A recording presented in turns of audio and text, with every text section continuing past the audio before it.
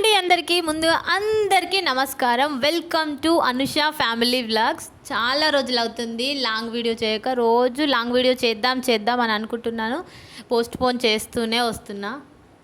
సరే కానీ ఎక్కడికక్కో అంటున్నారా, నేను అయ్యప్ప టెంపుల్కి అయితే రెడీ అయ్యి వెళ్తున్నాను.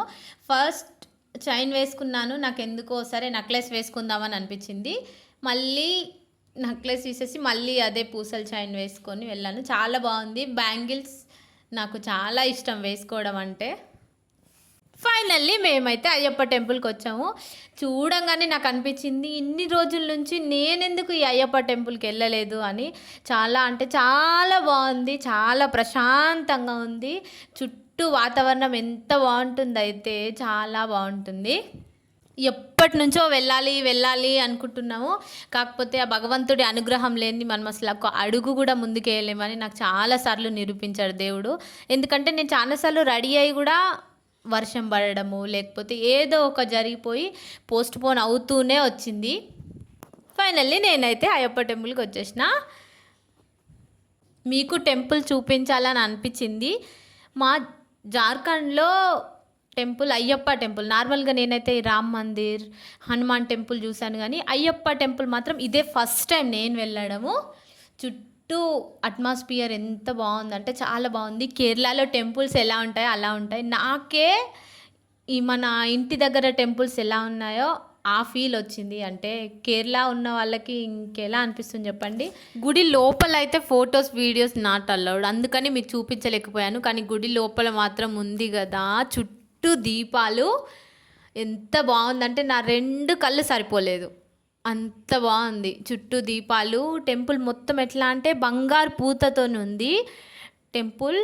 దేవుడు ఒక చిన్న బాల అయ్యప్ప లాగా ఉన్నాడు. ఎంత క్యూట్ అంటే ఎంత క్యూట్ ఉన్నాడు. నాకు అక్కడి నుంచి అసలు రావాలనే అనిపించలేదు, అంత బాగుంది. మనం చిన్న బాలకృష్ణుని చూసాం కదా, సేమ్ అట్లాగే ఉంది ఫేస్. చిన్న బాల అయ్యప్పలాగా ఉంది. డెకరేషన్ లేకుండా సింపుల్గా ఉంది. మొత్తం దీపాలతోని చాలా అంటే చాలా బాగుంది. ప్రతి ఒక్క దేవుని గురించి ఎక్స్ప్లెనేషన్, దేవుని విగ్రహాలు, ఫొటోస్ ప్రతి ఒక్కటి ఉన్నాయి. నాకైతే చాలా అంటే చాలా నచ్చింది. అందుకని ఈవినింగ్ వెళ్దాం అనేసి, మళ్ళీ సాటర్డే ఈవినింగ్ బాగుంటుంది అని అన్నారు, అందుకని సాటర్డే ఈవినింగ్ కూడా వెళ్ళిపోయాను నేను. మా ఆయన కూడా మస్తు నచ్చింది తనకి, అందుకని తను తీసుకెళ్లారు. ఈవినింగ్ మా బాబు చూడలేదు. అయితే ఈవినింగ్ ఆ లైట్స్కి మొత్తం దీపాలు పెట్టేశారు. చాలా అంటే చాలా బాగుంది.